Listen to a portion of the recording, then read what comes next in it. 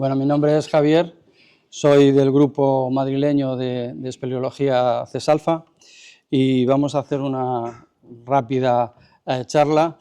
Y voy a iniciar yo contando un poco los años, la historia de la espeleo que llevamos en el Macizo Central, en Camaleño, y después Manu nos dará una charla sobre las cuevas heladas y a continuación Enrique Serrano dará también una charla sobre el patrimonio minero que hay también en la zona de Picos y particularmente también en Camaleño. Perfecto. A ver, ¿mejor así? Vale. Vamos a ver. No sé, sí. Como os he dicho, es muy difícil que en 10-15 minutos se puedan resumir 55 años de exploraciones en Picos de Europa, pero lo voy a intentar. Entonces, esto se debe, es un trabajo coral, un trabajo de equipo que no solamente nosotros como espeleólogos de Madrid que solicitamos la participación en una zona, sino que al final se necesita un colectivo de espeleólogos más amplio que puedan ir desarrollando esta actividad, porque el parque, Picos, el sistema central, es una zona con muchas cavidades y se necesita un trabajo de otros equipos, como grupos de Abismo. Tengo que hacer referencia a ellos porque han trabajado Abismo, Geológicas, Pangea, la Universidad de Valladolid, la de Cantabria, la de Valladolid, y también el grupo francés ASC, que es el que más tiempo ha llevado en este sector de Picos. Vamos a ver si esto funciona aquí. Bueno, los estudios espeleológicos en Pico de Europa, el contexto histórico, voy a ir muy rápido, hubieron exploraciones espeleológicas en 1918, son las primeras referencias que se tienen. Bajaban ya en las cuevas con escalas de cuerda. Después, en 1938, hubo unos estudios de coleópteros en la cueva del Reguerín. Y finalmente el potencial, digamos, que espeleológico de Picos de Europa estaba desconocido hasta en los años 50. Se hizo un catálogo en Asturias de cavidades y se topografiaron 190 cavidades, de las cuales solo 5 eran de Picos de Europa. Se desconocía el potencial en los años 50. Aquí hay tres fotografías, una del grupo vecino que teníamos en nuestra zona, del Matallana, otro del ASC, que inició sus trabajos en el 71, y un campamento también del 71 de los franceses. Vamos a ir muy rápido. Es decir, que en Picos de Europa hay 100 años de interés espeleológico, 65 años ya de exploración, ha habido más de 80 grupos de distintas nacionalidades, más de 4.000 espeleólogos de 14 países diferentes, 450 más de conductos subterráneos, y bueno, en todo este periodo se ha hecho un encuentro espeleológico de los clubes en 2018. Esta gráfica que presenta aquí, presentó Ballesteros en el 2017, fue un estudio de cómo evolucionaron la exploración de los conductos en Picos de Europa, solicitando a todos los grupos que participábamos allí que aportáramos nuestro historial. Desde inicio, en la espeleología se competía un poco por descubrir grandes cavidades y batir récord. Yo esto afortunadamente he visto que ha evolucionado, ha cambiado, y ahora entra, la espeleología no deja de ser una puerta a la investigación, y se han empezado a introducir pues, estudios climáticos, patrimonio, es decir, se ha abierto un poco a la investigación. Muy rápido, muchos de vosotros que pertenecéis a la Federación Cántabra de Montaña, que estáis habituados al contexto, digamos, del montañismo, la escalada, voy a ir muy rápido. Las etapas que se han desde su inicio, en los años 60, del 60-70, fue cuando se iniciaron las exploraciones. Entonces se utilizaban escalas de acero, electrón, y los cascos a veces eran muy rudimentarios, con una instalación muy rápida y el carburo. Esa es la primera etapa. Ahí se iniciaron las exploraciones. En los años 70 llegó la cuerda, el sistema de progresión, de ascenso y descenso, que fue sustituyendo a las escalas. Antes los grandes pozos se bajaban con cuerda y se subían con escala. Cuando apareció el Jumar, ya se fue abandonando la escala y se utilizó para descender y para ascender el sistema de cuerda, solo cuerda. La evolución de las cuerdas, no os voy a aburrir con ellas, pero bueno, siempre se han ido limitando cada vez más los diámetros. Empezamos a explorar con 11 milímetros, 10 milímetros, se bajó, y ahora están los franceses explorando con 8 milímetros de diámetro las cuerdas, un verdadero vértigo. En aquellas etapas se utilizaba, lo sabéis también, los escaladores, se utilizaban el speed y el burilador para colocar los anclajes y fijar, digamos, las cuerdas a las paredes. Ahora ya ha desaparecido, en los 80, en los 70, 80, fue desapareciendo con la aparición ya del taladro. En esta etapa de los 80, de 1979 a 1989, hubo un proceso de globalización que muchos ya hemos vivido. Se formaron las federaciones espeleológicas españolas, la cántabra, en los años 79 al 85. Y hubo un boom, una globalización donde empresas como Perth, Con, etcétera, etcétera, fueron introduciendo esos materiales que dieron un impulso grande a la espeleología. Por eso facilitó mucho el desarrollo y la exploración de los conductos. Enseguida, en los 90, entró la llegada del taladro, que facilitó a los escaladores también muchísimo la fijación de los anclajes. 10 años más tarde ya se prohibió el carburo, porque lo he olvidado también mencionar. La iluminación que teníamos los espeleólogos era el carburo, que es, me imagino que todos los conocéis, son unas piedras, digamos, que con agua hecha acetileno, y con eso era la iluminación que teníamos, a veces con un apoyo eléctrico, pero se agotaban enseguida. Luego ha habido otras evoluciones, como el Pantin, el bloqueador de pie, que también ha facilitado mucho el ascenso, y en los años 2006 al 2016 el LED ha abierto un mundo de posibilidades en la espeleo, porque aquello que no veíamos en más allá de 5 o 10 metros, ahora podemos hacerlo hasta unas distancias de 50 metros fácilmente. Y luego los equipos de topografía, para las topografías subterráneas, pues el Disto, el BRIC, etcétera, etcétera, ha ayudado mucho. Es decir, que del 2016 a la fecha de ahora ha habido una especialización técnico-deportiva muy importante. Los chavales jóvenes, ya incluso en institutos, pues ya dan clases, se profesionaliza mucho el deporte, y eso pues da un auge y una evolución ahora muy rápida a la espeleología. Vamos a ver, es aquí. Bien. Nosotros empezamos, bueno, voy a empezar con los franceses, que vinieron aquí en 1971 a la zona de Camaleño, que es a la que me voy a referir.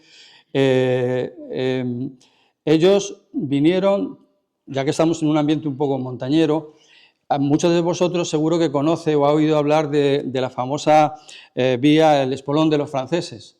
Espolón de los franceses porque había dos franceses, Pierre Fort y Bernard Trouvé, que en 1967 hicieron esa escalada, y desde allí, uno de ellos, que pertenecía al grupo ASC, y su hermano también, vieron un lapiaz inédito. Ellos le llamaron el dorado de la espeleología en España, y desde entonces, desde 1971, vinieron a esta zona a explorar.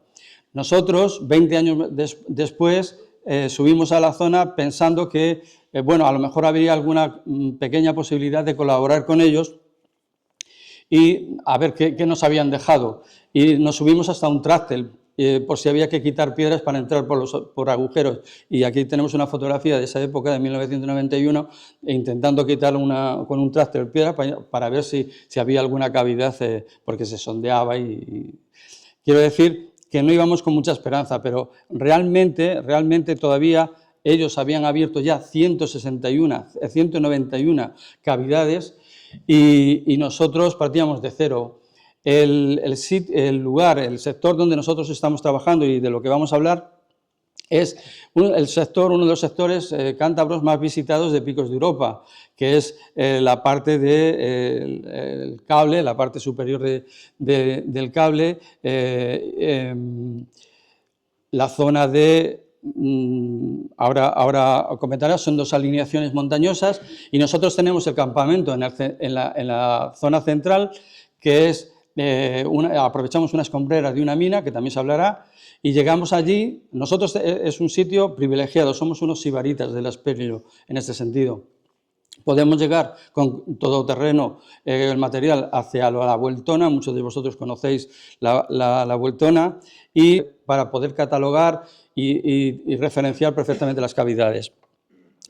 Nosotros andamos entre 2 alineaciones montañosas, como puede ser la de Peña Olvidada, Peña Vieja, Picos Santa Ana, Horcados Rojos, Tesoreros.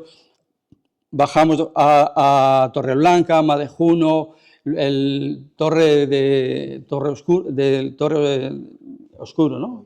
Hoyo Oscuro, Torre de Hoyo Oscuro y finalmente la Padierna.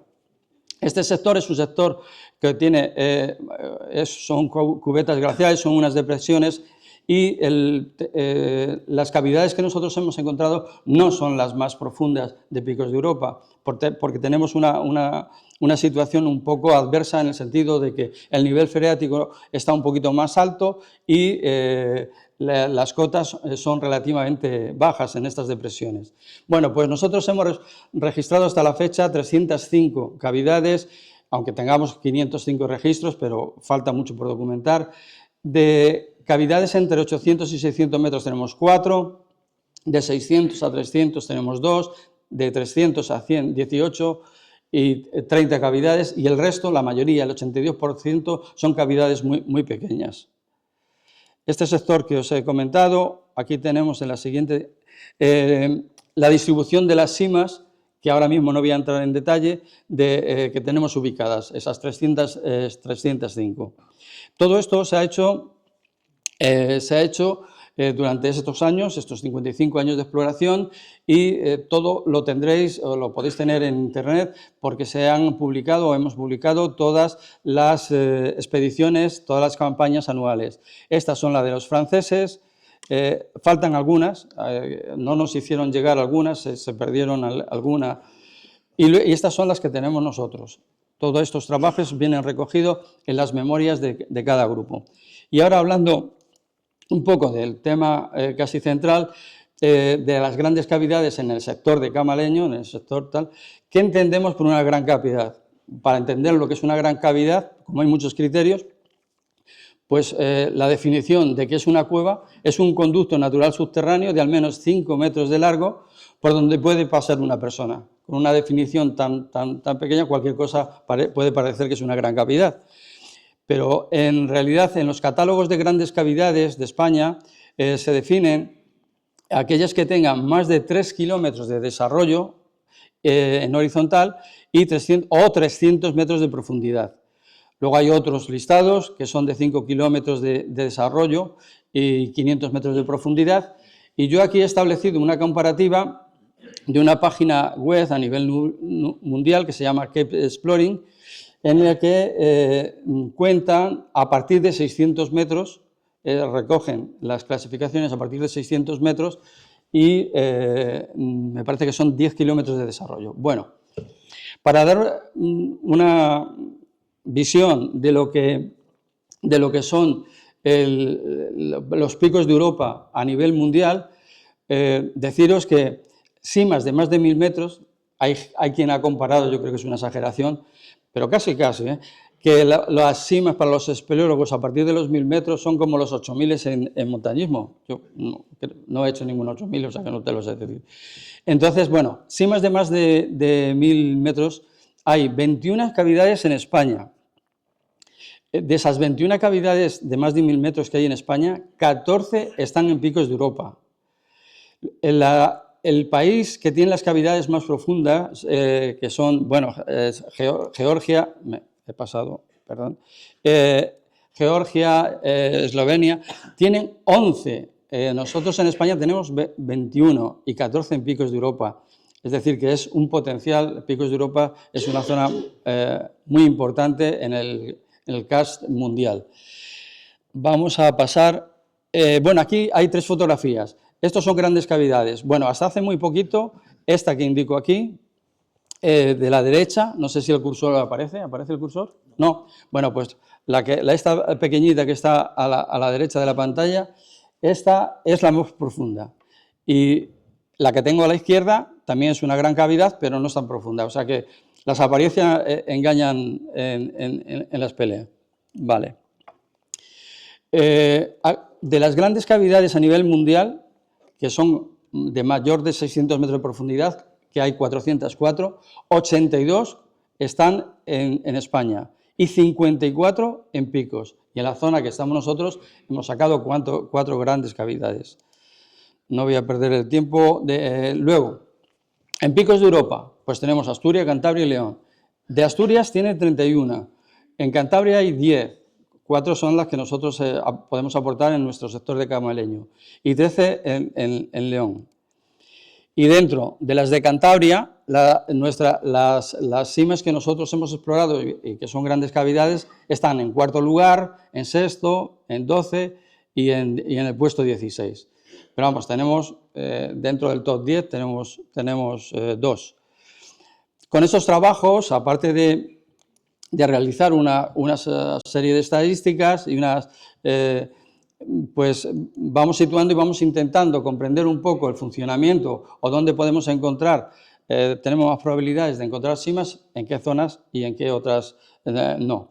De las 4 grandes cavidades que tenemos la Torca de Osengros, que está muy cerquita del refugio de Cabaña Verónica, la cima de Altaiz, que evidentemente está justo debajo de la torre de Altaiz, la Torca de la Nieve y la cima de la Podierna, que está en la Podierna. Estas 4 son las 4 cavidades que nosotros tenemos registradas y exploradas en esto. Bueno, voy a hacer un repaso muy rápido de estas 4 para que desde aquí, que es veamos unas pequeñas imágenes o cómo son esas 4 grandes cavidades, que es el sistema de Altaiz, la Torca de la Nieve, la 5P, la Torca de la Podierna o la HS4, que aquí confluyen 2 cosas, digamos profundidad, una gran cavidad y además un excelente ejemplo de cueva helada. Nos vamos a ir a la primera que encontraron los franceses y fue un hito en su momento porque fue una de las primeras que pasaron de los 500 metros de profundidad. Estamos hablando de los años en que ellos empezaban a bajar con escala y a subir pozos de 100 y pico metros con escala, y es un sistema que tiene 3 cavidades y se tardan. Es que los tiempos no son comparables, los tiempos de exploración entonces con los medios de entonces no pueden ser comparables a los de ahora. Tardaron 10 años en sacar todo este sistema de 3 cavidades hasta un total de 608 metros de profundidad. Hace unos años, en el 2022, vinieron los franceses que estuvieron explorando y estuvieron con nosotros, hicimos unas jornadas súper entrañables y aquí abajo a la derecha hay un francés que estuvo en estas exploraciones y ya tenía cerca de 80 años.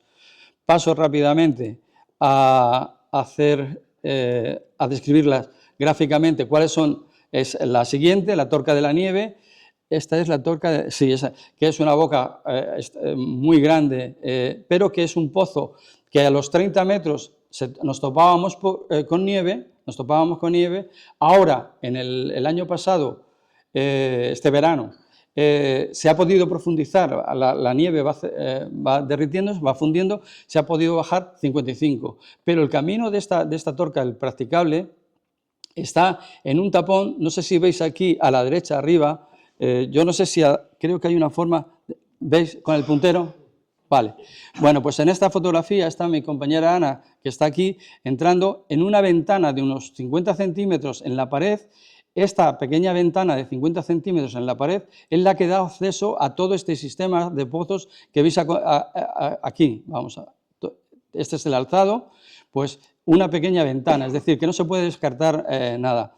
Aquí también tengo a mi compañero que está ahí, Chema, que superamos el límite de los 600 metros.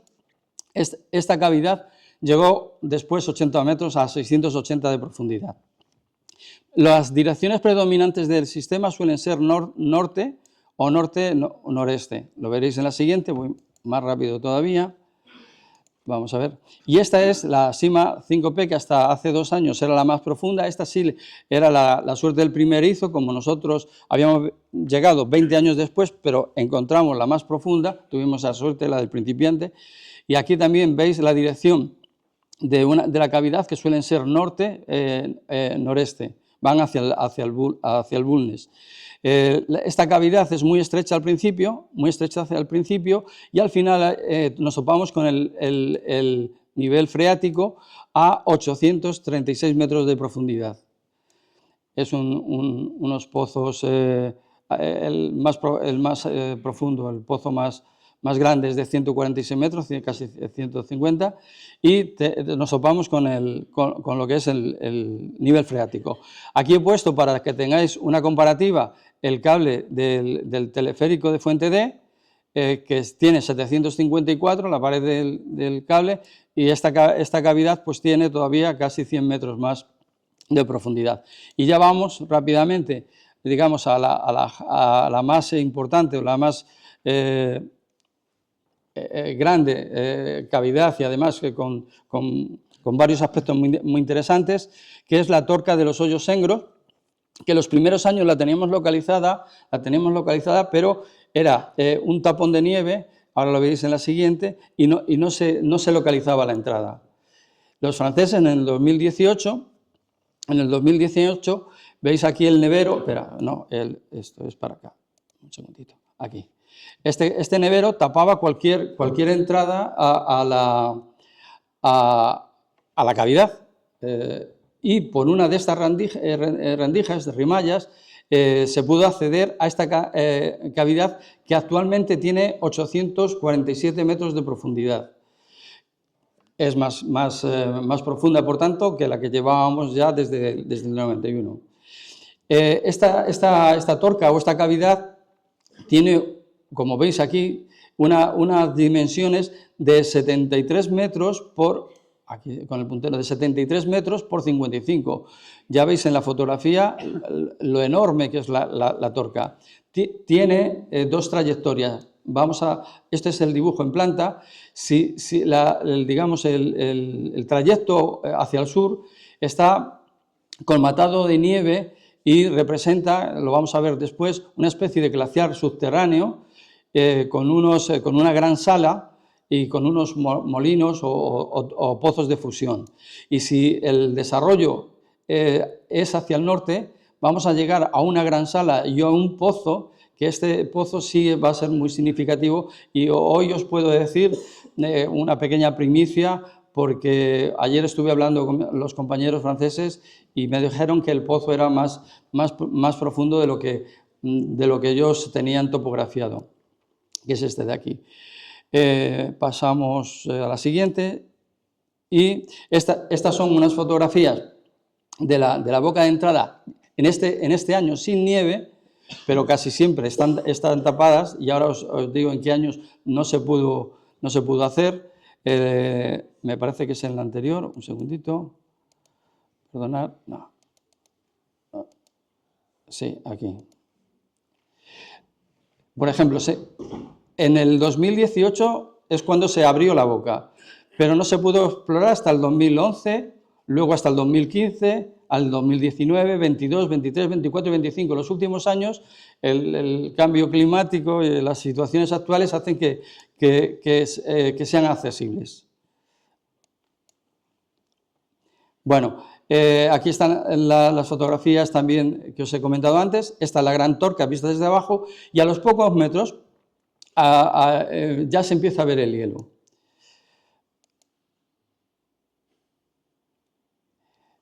Aquí tenéis a unos 60 metros de profundidad, lo que yo le llamo el fotocol, porque es la zona más espectacular de estas cuevas heladas y donde todo el mundo se quiere hacer la fotografía. Y aquí ahora hablará Manu sobre los crioespeleotemas, ¿no? Que se dan. Vamos a seguir bajando, ya estoy terminando. A ver aquí, eso es. Porque, a ver si esto... Ahora, fijaros que lo que os comentaba, este glaciar subterráneo prácticamente, que llega a una sala a 220 metros de profundidad y tiene estos pozos de fusión, que ya os explicará Manu en qué consiste, y que se han explorado unos 40 metros, pero se cierran y además se hacen bastante peligrosos. Voy más rápido todavía. Bueno, hay veces que la cavidad se topa con estrecheces y con pasos que crees que son pozos ciegos, que están terminadas, pero al año siguiente hay alguien que en una ventana continúa y encuentra nuevos desarrollos. Aquí estamos ya muy cerca de lo que es un vivac subterráneo, que es este. Se montó un vivac con 3 hamacas cogidas de pared a pared y protegidas del goteo incesante de agua por un doble techo. Y ya estamos llegando al pozo, y esta es, digamos, un poco la primicia, entre comillas, de un pozo de 402 metros, pero la llamada me dijeron que tenía 417 metros de profundidad. El pozo más grande que tenemos en España es el famoso pozo MTD, que tiene 435, 436 metros de profundidad. Este tiene 400... Estamos cotejando, estamos viendo la poligonal, si van a ser 402 o va a ser los 417, en cualquier caso se queda como el segundo, pero es un pozo enorme, tremendo, y uno de el segundo más profundo de España. Aquí tenéis varias fotografías de las dimensiones de este pozo. Ya por último, bueno, aquí está lo que os comentaba de que es el segundo pozo más profundo de España, después del pozo MTD. Paso, y ya esta es la diapositiva final que tenemos, si quiere pasar, aquí. Porque a la subida del pozo, aunque se van mirando ventanas, se encontró una sala enorme de 200 metros de longitud por unos 70, casi 80 de ancho y unos 35. Hay puntos donde realmente son chimeneas ascendentes que el láser no alcanza. Pueden ser a lo mejor 50, 60 metros, no se sabe, pueden ser más. Yo creo que actualmente podría ser la sala más grande de lo que es las cavidades de picos de Europa. La sala en Cantabria tenéis las salas más grandes, conocéis, que es la del Carlista. En Cantabria. ¿Y qué he dicho? Bueno, es que sabes que hay una postura que se comparte, comparte País Vasco y Cantabria.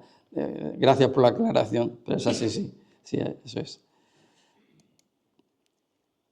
Y en principio, pues ya prácticamente nada, pues si no nos daría tiempo. Esta es un poco la historia desde que vinimos en el 91 hasta el 2026 y este es un dibujo del campamento que tenemos ahora. Bueno, ahora doy paso a mi compañero Manu, si es que le he dado... Ah, tú. Vale. Ponte aquí.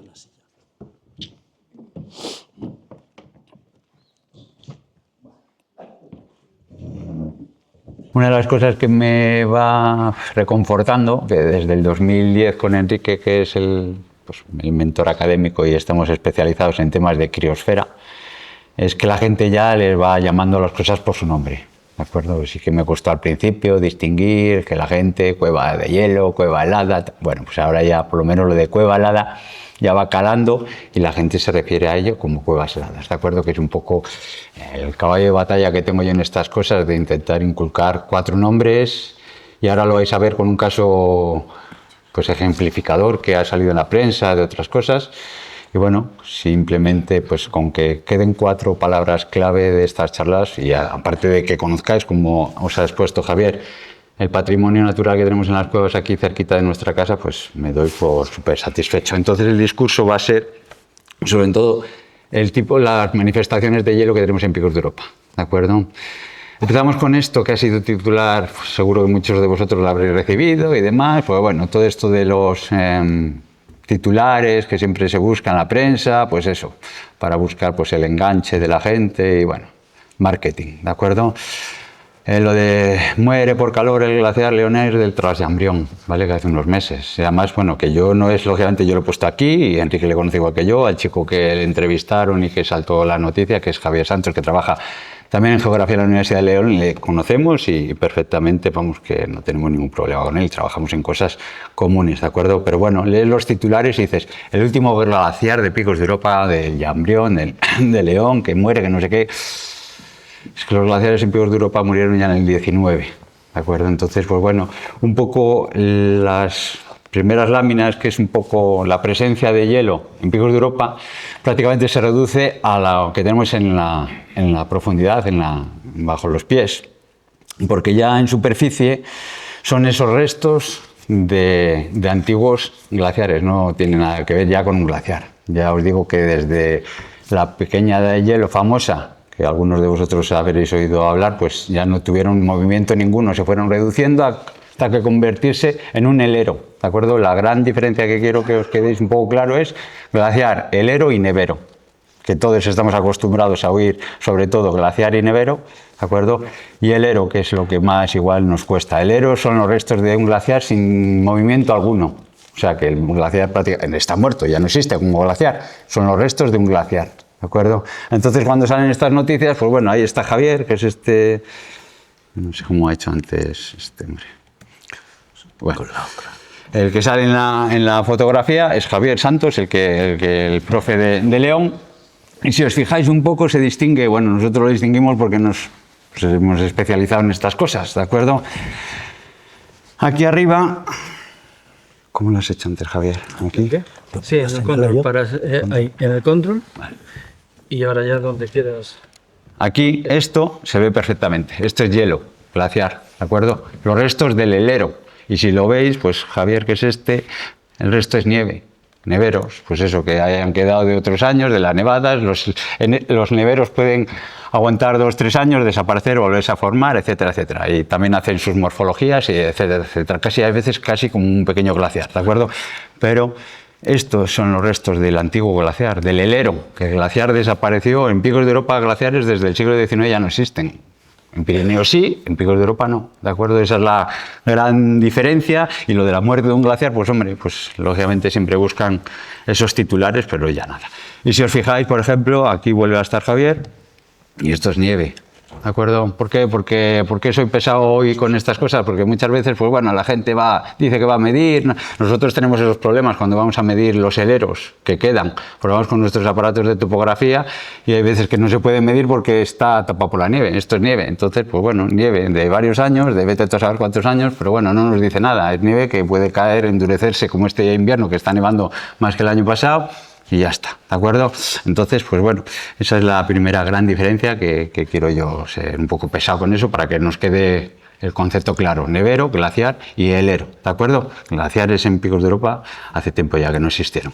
Pues eso, los conocéis, y esos montañeros, pues en esta tablita que hizo Enrique en su día, mi compañero, pues los heleros que quedaban, de los antiguos glaciares de la pequeña del hielo, ¿de acuerdo? Además fueron glaciares que se formaron ex novo. Eso de las glaciaciones estas, yo qué sé, pues el Valle del Miera y demás, todos esos glaciares enormes que había en Picos de Europa, era como si fuese un domo de hielo del cual fluían lenguas glaciares, pues esa que va a la Yumba del Toro, pues yo qué sé, esa que va hasta Pido, por ejemplo, esas son morrenas de los glaciares de la última glaciación, por entendernos, que En glaciación estamos todavía hoy en día, ¿de acuerdo? ¿Vale?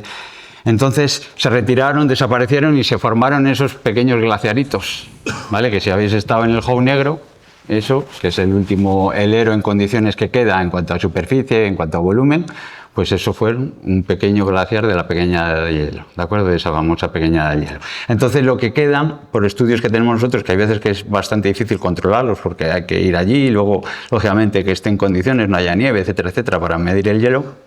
Un grafiquito que presentó Enrique en unas jornadas en el 23 ahí en Picos de Europa, pues veis un poco la relación de los heleros que quedan, ¿de acuerdo? Pero si os fijáis un poco en las dimensiones, pues salvo el Jou Negro que tiene 1 hectárea, o tenía 1 hectárea en el 17, el resto testimonial, ¿vale? Entonces, bueno, ese titular de que desaparecen los glaciares desaparecen hace tiempo. Lo que está desapareciendo ahora son los restos de los heleros, ¿vale? Si os fijáis, a raíz de esta noticia del Transjambrión, una reconstrucción rápida con la ortofoto de Mapas Cantabria, de esa aplicación que tenemos al COIE ahora en Cantabria, por el Gobierno de Cantabria, lo que queda es esto que está en rosita.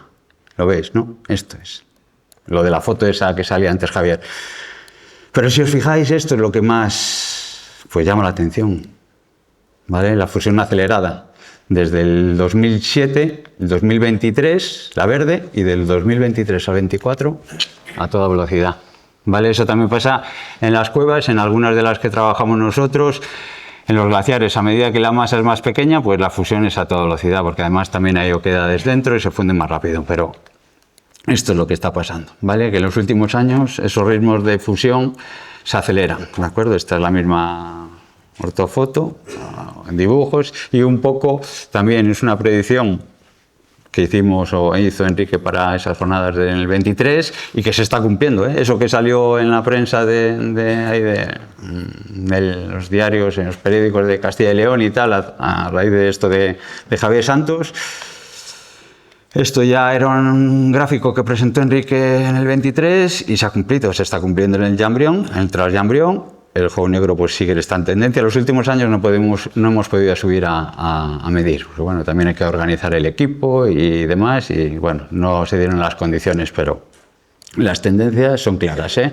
Hay algunos heleros que completamente desaparecidos, pues las arenizas ya en el 12-14 ya prácticamente dejó de existir, esos restos de heleros, ¿eh? ¿De acuerdo? No de glaciares. Pues aquí una reconstrucción que he hecho yo el otro día también para la charla, pues veis en Campanario, los Campanarios, si lo conocéis, ahí la Horca de Lebaniego, un poco más hacia adentro, lo veis en el 17, y es que la foto es muy mala. Pero bueno, si tenéis curiosidad, en Mapas Cantabria lo buscáis y veis lo que queda, ¿vale? En 5 años, en el 23, en La Palanca, más conocido igual, lo mismo, lo poquito que queda, en la Forcadona, que era uno de los glaciaritos, lo de los heleros más grandes, ¿de acuerdo? Nada, testimonial, esto en el 21 y en el 23 una lengüita aquí pequeña, y esto que yo creo que debe ser la boca de entrada de una torca, que ahí tiene condiciones mejores y se mantiene.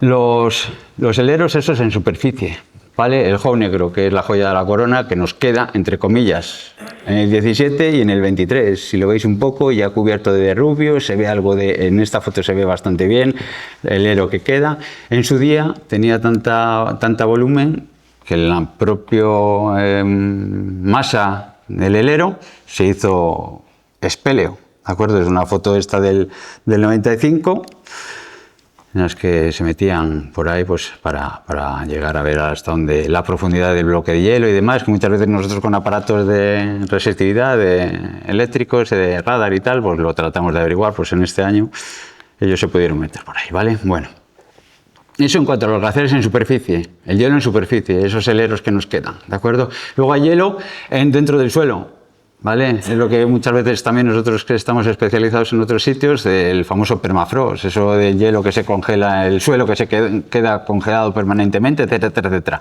En Picos ya solo suelen ser hielos estacionales, suelos helados estacionales y altitudes bastante importantes, de 2100, 2200 hacia arriba. Hacia abajo ya de lo que hacemos nosotros ya prácticamente no hemos, por los termómetros que tenemos, bueno, por otros estudios, no hemos encontrado hielos permanentemente congelados, ¿de acuerdo? Pero quedan morfologías relictas, pues pequeños suelos ordenados, bueno, con unas cosas así muy específicas del mundo del permafrost.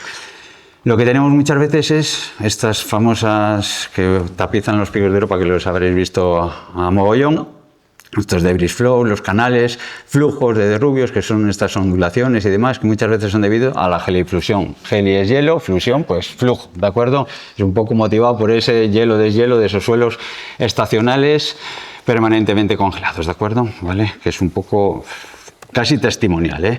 Esta foto os la pongo porque, bueno, todos esos debris flows que arriba, ahí, pues esta es una foto de arriba hacia Peñavieja, pues a cotas inferiores. Esta foto es del otro día, de un trabajo que hemos hecho con un compañero nuestro que está aquí, que estamos controlando los conos de derrubios de ahí de la Vueltona.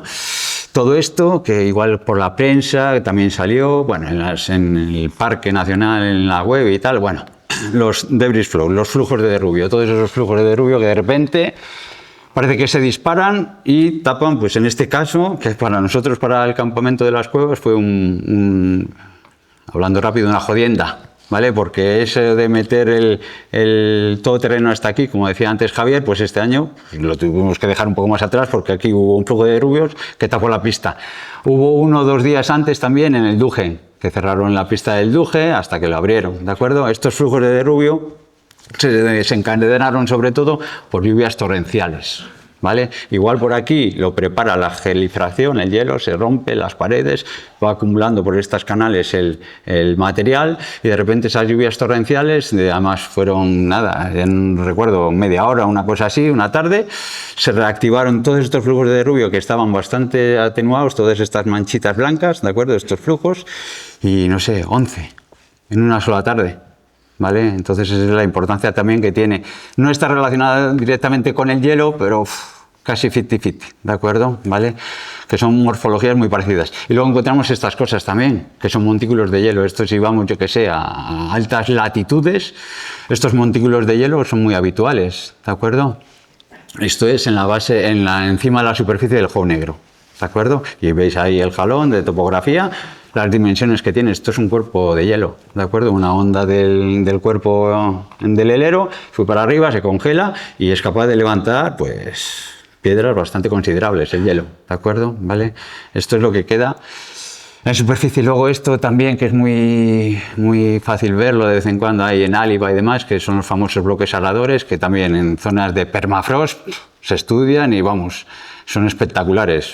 Bueno, esta es una foto, aquí veis a Enrique, pues las dimensiones que tienen, ¿de acuerdo? Estos en su día se movían, pues eso, por acción del hielo, por ese permafrost, esa geliflusión. Hoy en día ya los llevamos controlando muchos años y ya es testimonial. Si se mueven es un poco porque se empapa el suelo y como están en favor de la pendiente, ¿vale? Van escurriendo, ¿de acuerdo? Esos son relictos de esas cosas de periglaciarismo que estudiamos. Y todo eso en superficie. Bajo ella es donde queda realmente hielo, ¿vale? Que es un poco las charlas estas que he dado, pues a la Depor y otras cosas, que tampoco me quiero enrollar mucho aquí porque al final tiene que hablar también Enrique. Si lo habéis visto en otras ocasiones o cacharráis un poco por internet, que hoy en día por internet podéis ya, temas de cuevas heladas, perfectamente lo podéis localizar, los trabajos nuestros y demás, pues bueno, esas son las tenemos más o menos en ese sector de Camaleño que os ha explicado antes Enrique. Experimentales desde el 2011, porque la primera fue ahí en los Tortorios, donde trabaja el grupo de ZAPE del GEL, de Castil. Desde el 11 tenemos controladas 3, 4. Y luego hay 2 fijas desde el 2011 y luego intermitentes, algunas que metemos aparatos, miramos, bueno, vamos cambiando, ¿de acuerdo? Pero bueno, aparte de nuestro quehacer académico, pues bueno, esto es la foto que siempre suelo poner, porque esta es la que siempre, bueno, la que nos enamoró, la que me enamoró a mí de estas cosas, ¿de acuerdo? La primera vez que entramos con Chema, con Javier, con los grupos del Alfa, en un fin de semana express, nos fueron a enseñar estas cosas porque ya estamos interesados nosotros en estas cosas de los hielos y es como si fuese un glaciar subterráneo, ¿vale? Es la definición más concreta de una cueva helada, ¿vale?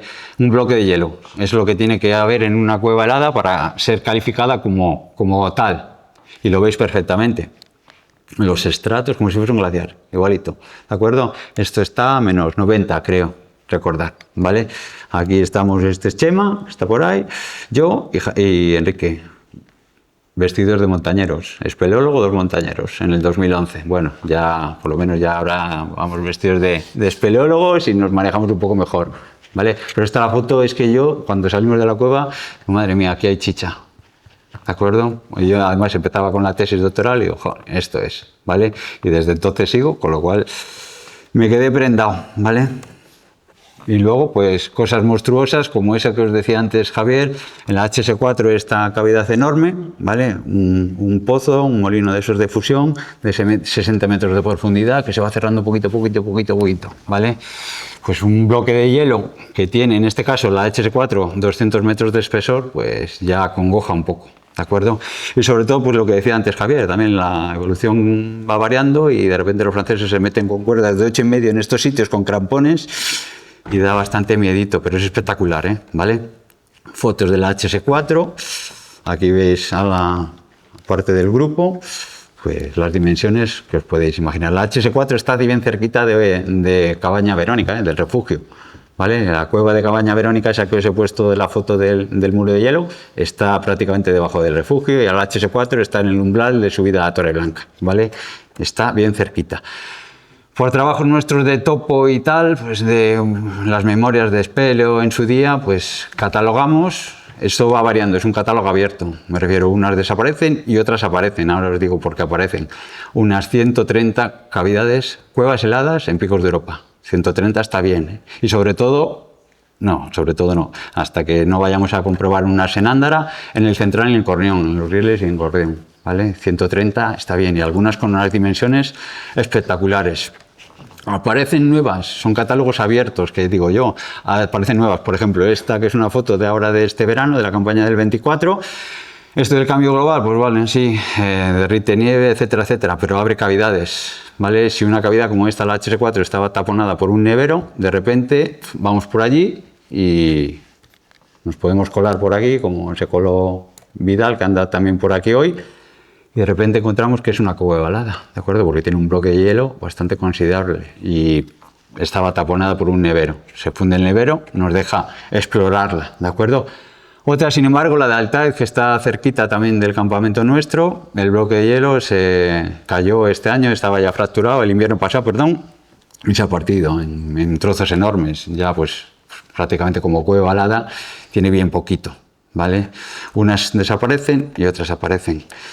Esta es de un grupo francés, del SCOF, la FP210. A raíz de que la gente va conociendo estas cosas y demás, pues bueno, se ponen en contacto con nosotros y están muy interesados en esta, que es una brutalidad. Cuando me pasaron las fotos el verano pasado, esta está en la zona de la Torre en Medio, en el Cornión, ¿vale? Alta, ¿eh? ¿De acuerdo? No tienen la facilidad que tenemos nosotros en el campamento. Los campamentos de esta gente están bastante recónditos y tienen una cavidad de hielo enormísima también, un bloque de hielo que llega a 385 metros de profundidad.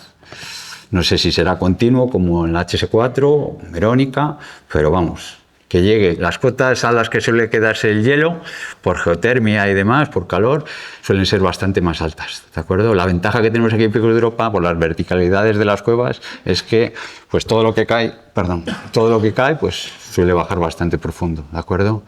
Eso es una ventaja y una desventaja para nosotros, porque luego todos los estratos se deforman y para encontrar algo para poder datar y demás es un lío, ¿vale? Pero bueno, nos da esperanza porque dices, de repente hay 130 o más o menos en un catálogo abierto y de repente les ponen en contacto contigo y dices, jolín, pues es que aquí tenemos una. O los de Matallana también en unas jornadas, jolín, es que hay una también allí que tiene un bloque enorme de eso que estudiar vosotros. Los espeleólogos muchas veces iban, lógicamente, antaño, como decía antes Javier, pues a explorar, a buscar cota y demás, y bueno, pues lógicamente pues no estaban ni la nieve y el hielo ni un impedimento para ellos. Y bueno, ahora ya por lo menos a base de dar la trisca, pues ya van diciendo, jolín, es que esto tiene su importancia, ¿vale? Y tener 130 y pico más o menos en Picos de Europa, pues también es bastante importante, porque vas por ahí a otros sitios y no tienen tanta cantidad. Y luego pues eso, cuevas que ahora vamos a intentar explorar también, pues bueno, muy conocidas también dentro del mundo de la espeleo, aquí en un grupo de la Hueva, de ahí de Valladolid, la Cueva de las Chovas, en el Espigüete también hay, ¿de acuerdo? Más bajitas, no hay tantas, ahí hay un par de ellas, pero todas salvo una por ahí que hay en Pirineos que los del IPE están diciendo, los del Instituto Pirenaico, que está mantenida en hielo, está muy alta, el resto, ahí veis las fotos de cómo está. Cuando entramos la primera vez, yo creo que era, vaya, Enrique, ¿de acuerdo? La entrada, ¿veis? Y cómo estaba, pues, el 23 y el año pasado. ¿Vale? Pues veis, y esto es hielo, no es nieve ni nevero ni nada, es hielo ya estratificado, etcétera, etcétera, ¿vale? Con lo cual ya rápidamente en un recorrido de fotos, para no enrollarme más y que hable Enrique, la entrada de la HS4, esa que os mostró antes Javier, en el 2008, que hay veces que entrábamos con un pico porque no podíamos entrar, porque había nieve, había que picar para poder entrar en la cavidad. El 25, ¿cómo está? ¿De acuerdo? Y ya os digo que esto ya es hielo, no, nevero, es helero, bueno, el helero no, ¿vale? La guapísima Altaiz, en el 16, una foto de Nilo Merino, guapísima. ¿Cómo estaba este año? Pues se cayó todo este pedazo de bloque, que son toneladas, ¿eh? Y ya meterse aquí abajo y que te cuelgue todo esto encima de la cabeza, pues da canguelo. Y se cayó, vamos, obviamente menos mal que se cayó, pues caería en invierno, no lo sé. Cuando hemos entrado en agosto, estaba fractura completamente, ¿de acuerdo? Entonces, pues bueno, da pena, pero bueno, es la evolución también de las cosas. Y luego ya, para ser un poco más académico y presentar así como datos y un poco para sustentar, pues bueno, en la de Castil, por ejemplo, que está por aquí, ya os digo, Enrique Ogando, pues bueno, que pues en su zona de exploración, nosotros vamos, yo voy todos los años, desde el 2011 a escanearla con un láser para ya tener datos, porque es de las pocas que es amables para hacer estas cosas, ¿eh? En las otras es imposible, ¿vale? Con un láser. Pues bueno, vamos aquí viendo y los últimos datos que estamos sacando, además un congreso que vamos a ir ahora a Rumanía de estas cosas, pues que hay fusiones brutales en los últimos años, del 16 al 24. Fusiones máximas, como veis aquí en la foto, un amigo nuestro, Johnny, pues en este punto esa cavidad, por goteo fundamentalmente 5 metros. Y de media, en toda la cavidad, pues unos 2 de bajón de hielo. No sabes exactamente si es la superficie que se está fundiendo o por abajo, si es una torca vertical, se está escurriendo el bloque. Luego hay criospelotemas, eso que os dijo antes Javier, famosos, pues lo típico, cuando iba la gente ahora que la cueva de Castil la conoce todo el mundo y van muchos montañeros, pues la gente se iba a hacer a este montículo de hielo fotos. ¿Vale? Pues ahí tenéis del 11, del 16, no, del 18 no veo bien, y del 23 ya no existe ese montículo de hielo que, bueno, la gente pues le llama mucho la atención y era pues bonito, ¿de acuerdo? Pues bueno, todo eso se funde. Por temperaturas, digo, esto sigue siendo los balances de masa que sacamos nosotros para nuestras cosas, pero bueno, también toda la cueva no se funde igual, ¿eh? Esos 5 metros de espesor de fusión más o menos está por aquí, esta es la rampa de entrada y este es el final del bloque de hielo, la cueva continúa un poco más, ¿de acuerdo? Pero veis un poco ahí las máximos, 5 y de media, pues el 16 al 24, los últimos datos. Ya veremos cuando lo analicemos desde el 2010, que esta la tenemos controlada desde el 2010, ¿vale? Y luego en cuanto a temperaturas, que también siempre te piden estas cosas y cuando te entrevistan y todo esto, pues bueno, cuánto sube la temperatura, que tampoco es fácil, porque tienen sus corrientes y su termodinámica. Estamos viendo, y luego los aparatos fallan, etcétera, etcétera, etcétera. Bueno, pero estamos viendo con unos modelos en superficie, que hay de reanálisis de datos espaciales de estaciones meteorológicas en superficie, que cuadran bastante bien con esos datos de superficie, ¿vale? Que es el famoso ERAFAI. Bueno, que es esta línea azul, ¿vale? Lo naranja son las temperaturas medias de las 4 cavidades que tenemos los termómetros, y si veis, la tendencia es igual, es clavada, prácticamente, tiene una correlación muy buena. El famoso ERAFAI más o menos con unos tratamientos estadísticos, se ha visto que a la altura más o menos donde están estas cavidades, que son a la altitud, que son unos 2000, 2200, la temperatura aquí en Picos ha aumentado desde los 50 hasta hoy 2 grados. En las cuevas heladas, si sigue esa misma tendencia, seguramente haya venido experimentando lo mismo. Esa subida y ese incremento de 2 grados, ¿de acuerdo? ¿Vale? Y también de forma muy irregular, pues años muy espectaculares, igual que la fusión, etcétera, etcétera, ¿vale? Esto es un poco lo más así científico que os podía mostrar, aparte de que eso de conocer ya las cuevas heladas, ¿vale? No me enrollo más porque si no, Enrique... Bueno, en primer lugar, vamos a hablar yo voy a cambiar de tercio y voy a hablar, como venía ahí, de patrimonio geominero. Ese patrimonio geominero es sobre todo de una mina. Hemos visto ahora pues grandes cavidades, un ambiente dificultoso, bueno, esos grandes pozos que, como ha dicho, es que es la pared oeste del Naranjo de Bulnes solo en ese pozo.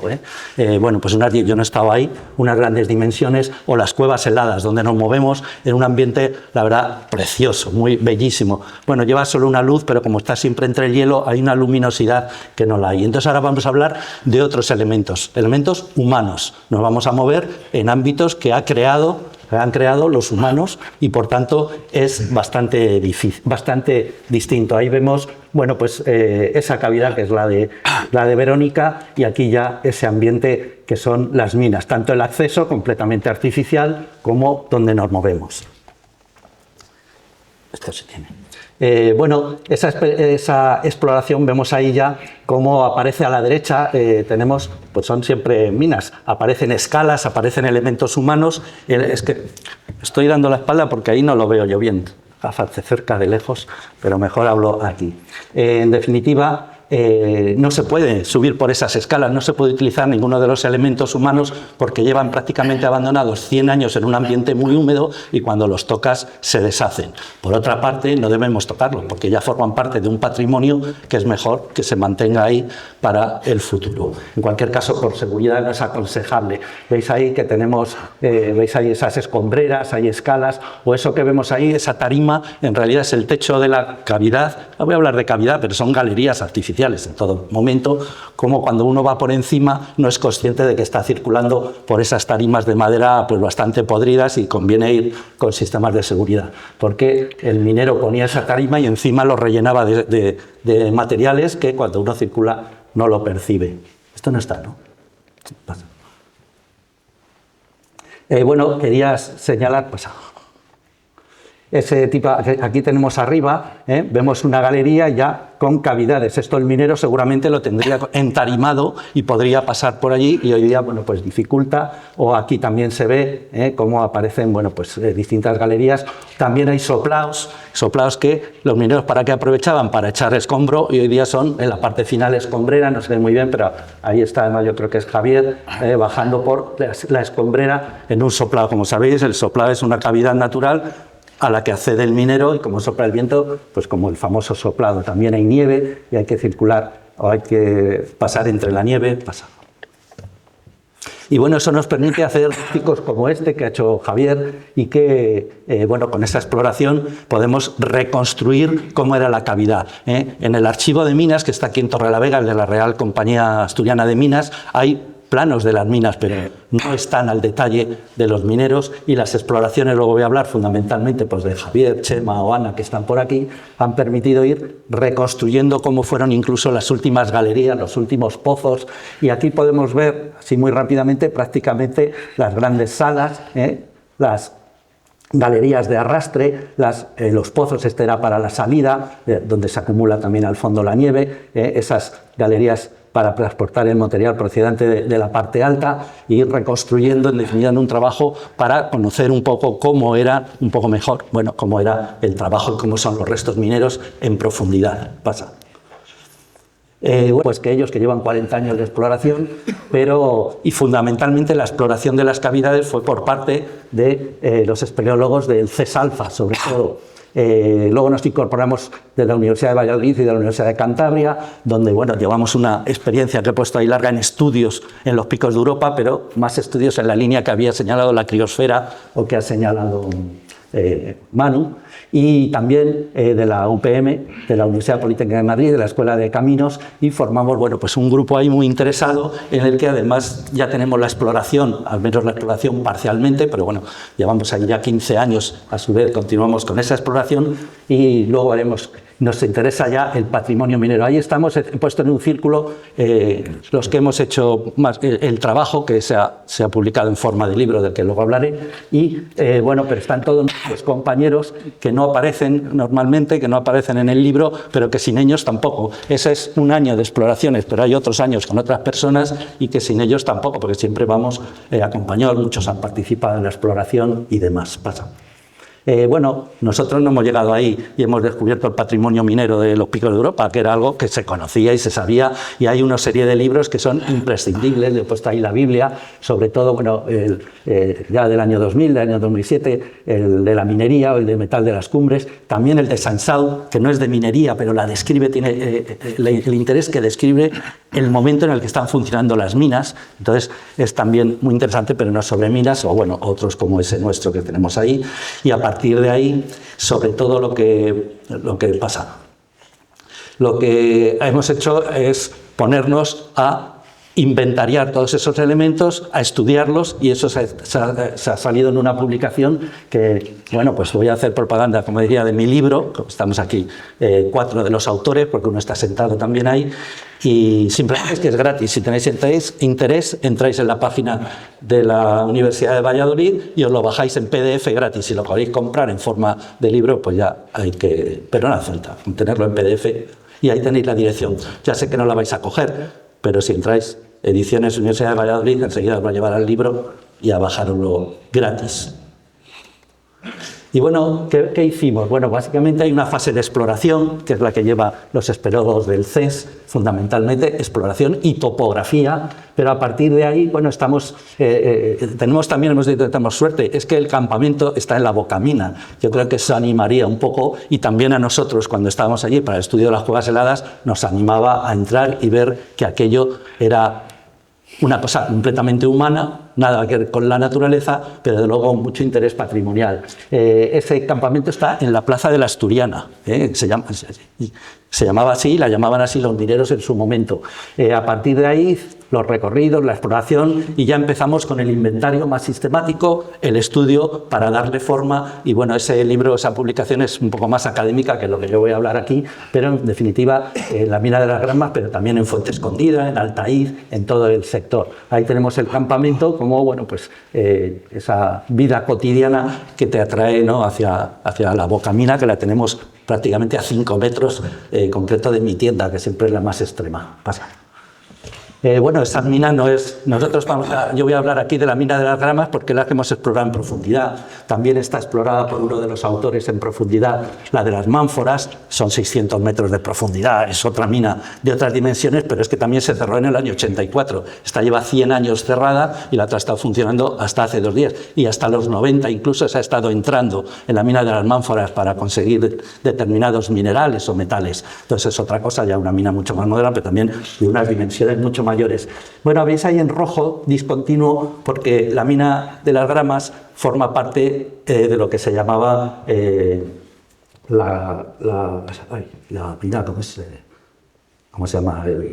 Los lagos, el nombre de los lagos. Lloroza. En los archivos, todas las referencias es a Lloroza, porque la empresa hablaba de Lloroza, no nos hablaba de las Gramas, y eso nos ha dificultado encontrar determinada información. Solo algunas veces hablaban inversión en las Gramas, salida de material de las Gramas, pero realmente se refieren a Lloroza, que son un conjunto de complejos mineros que están ahí en rojo. También está, pero no podía meter el círculo, también está lo de la Canalona, y hay muchos. Entonces es un complejo minero, pero nosotros solo hemos visto... ¿Por qué? Porque las demás no son minas en profundidad, con grandes galerías. Está las Mánforas y está las Gramas. Lo demás son pequeñas catas, pequeñas introducciones que además se abandonaron más pronto que la de las Gramas.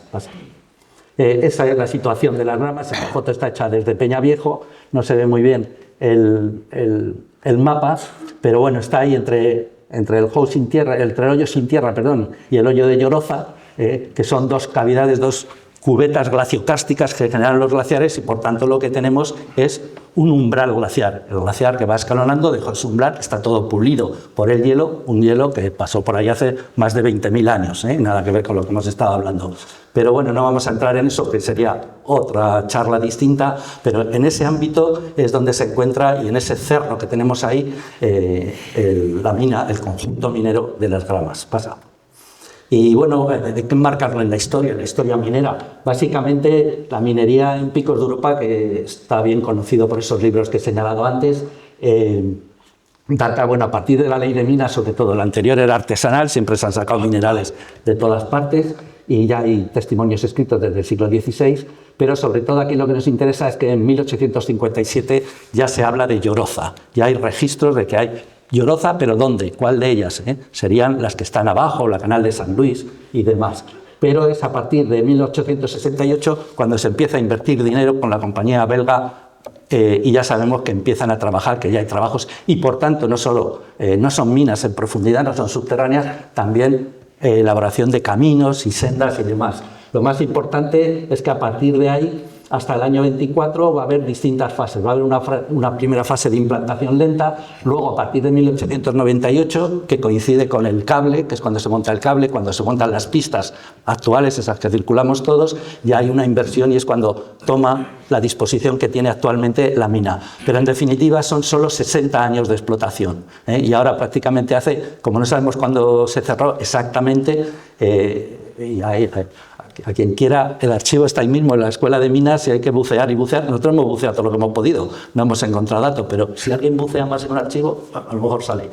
¿Cuándo se pudo cerrar esa mina? Porque luego hubo estudios en los años incluso 30 para ponerla en marcha, ahora, bueno, también se habla siempre, porque como el cadmio está ahí que se está encareciendo, pero bueno, prácticamente hemos comprobado que entre el 24 y el 29 se queda abandonada. En el 25, en el 28, no lo sabemos.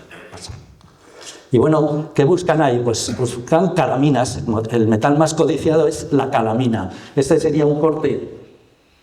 Este sería el corte de cómo es ese umbral glaciar, la cubeta, es casi todo caliza, pero aquí entre las calizas, como todos sabéis, en los picos tenemos dolomías, y en las dolomías es donde están las mineralizaciones. Pero en la caliza, en esas paredes blancas, compactas, no hay mineral, por tanto a los mineros no les interesaba. En las fotos de la derecha podemos ver muy bien cómo aparece una fractura. Se ve muy bien donde están las dolomías en contacto con las calizas, pues ahí el minero, estas son las primeras explotaciones que se abandonarían hace más de 100 años, ahí es donde iban a encontrar mineral y lo encontraban aunque no tenían continuidad. O aquí veis la falla perfecta con el espejo y la línea, y ahí justamente en el contacto fracturado con la dolomía y la caliza, pues era donde se iba a encontrar. ¿El qué? Bueno, en los picos de Europa hay muchas cosas, hay esfaleritas, hay las galenas, pero en esta mina no, ahí no se buscaba. En las mánforas sí, pero aquí no, aquí era fundamentalmente esas calaminas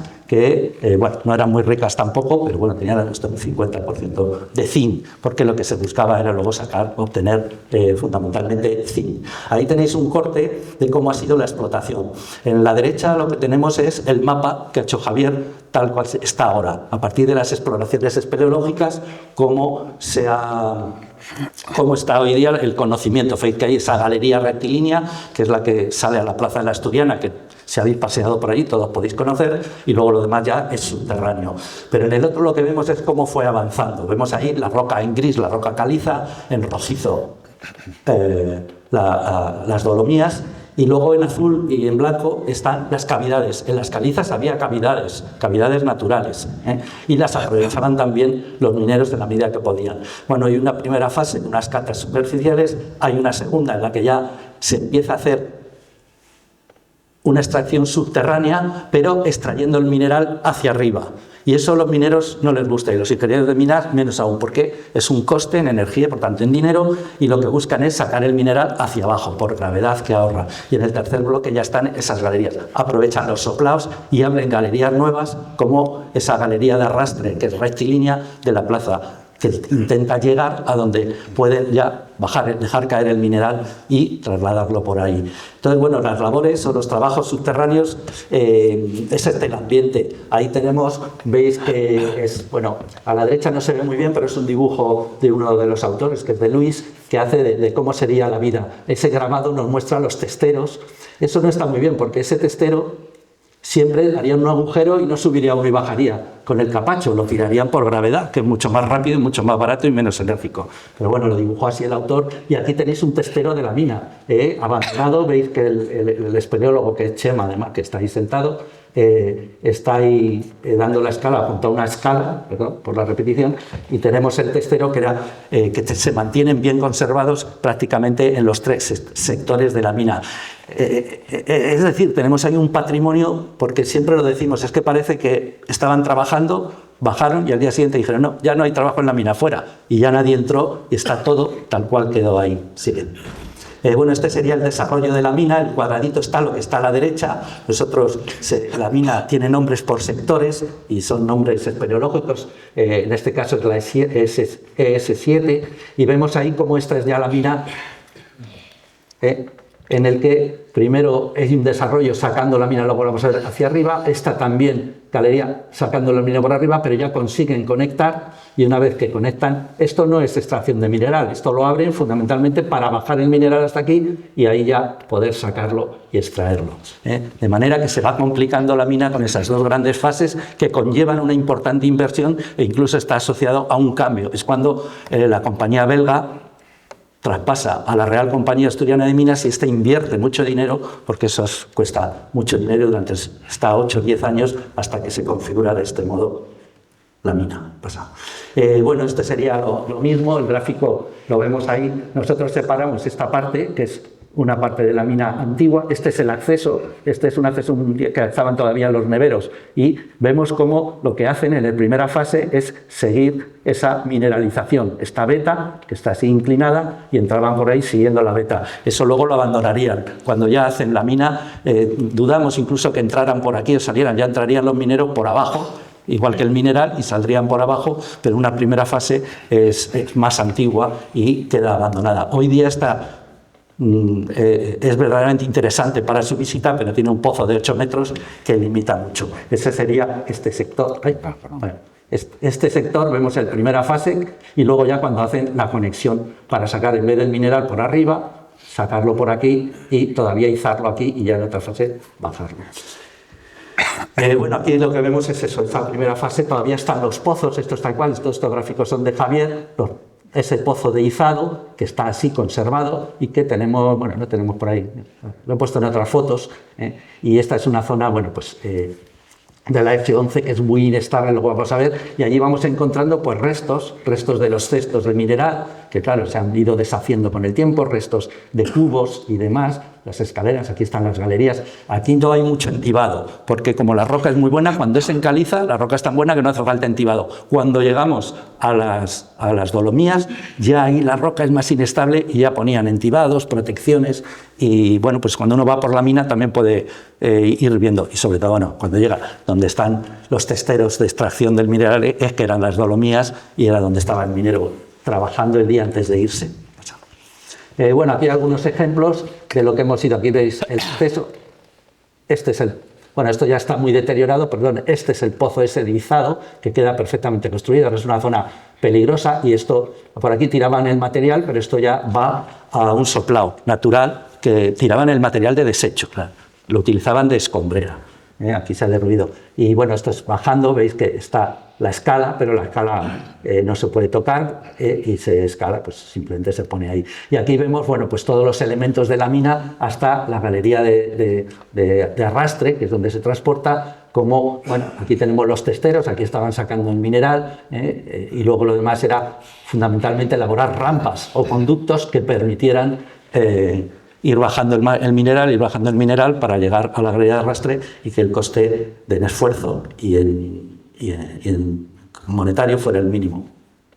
Esto es otro ejemplo, pero esta es una mina, esta es verdaderamente, luego voy a poner otro, pero aquí vemos la galería inferior, bueno, esta, perdón, que sigue de aquí, como llega al pozo para izado. Luego harían el que pudiera bajar hacia acá. Y aquí cómo se sucede, las zonas de extracción, las zonas de transporte, estos serían rampas para que el mineral baje y baje hasta aquí. Esta parte inferior es donde están las vagonetas, aquí vemos la vagoneta, luego hay otra, vemos, esta sería esta rampa inferior y estas serían las zonas de transporte. De manera que la mina tiene una organización muy clara en lo que es extracción de mineral, lo que es transporte del mineral, transporte por gravedad o transporte por vagonetas. Y eso dentro de la mina se va viendo estupendamente. Y sobre todo aquí es donde están, pues vemos que claro, están las vagonetas. Aquí estamos a 51 metros de profundidad, las vagonetas están, bueno, en perfecto estado no, pero están ahí y son visibles. Aquí no es muy difícil llegar, pero bueno, hay que llegar con medios espeleológicos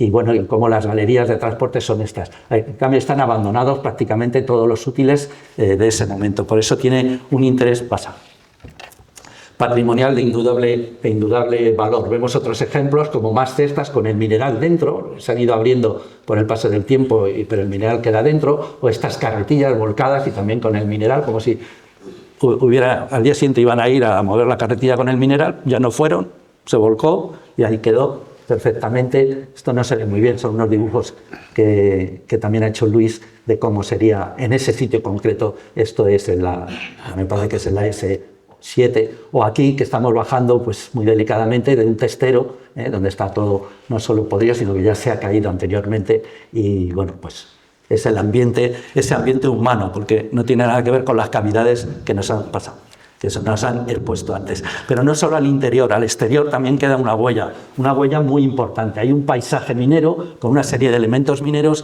que nos hacen que, si uno va atento, vea que aquello es un paisaje fuertemente humanizado, pero que, como hace más de 100 años que se ha abandonado, se ha naturalizado y hoy puede pasar desapercibido. Salvo las escombreras, el resto puede parecer un paisaje fundamentalmente de origen glaciar y de origen geológico, pero si nos fijamos bien en estas fotos, aunque ahí están un poco claras, enseguida aparecen las escombreras, huecos. Aquí vemos, aquí al fondo, todas estas escombreras, una pista hecha con el escombro precisamente de la mina, o ya de cerca, este es el pozo de Izado que señalaba antes.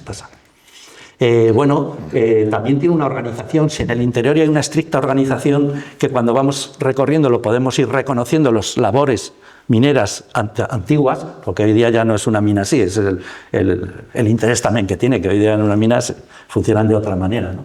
Vemos que también al exterior hay una organización, las zonas donde es máximo trabajo, o bien de extracción, de extracción sería arriba, o bien de recorridos, donde que está la Vueltona, y otras zonas que son de complementos.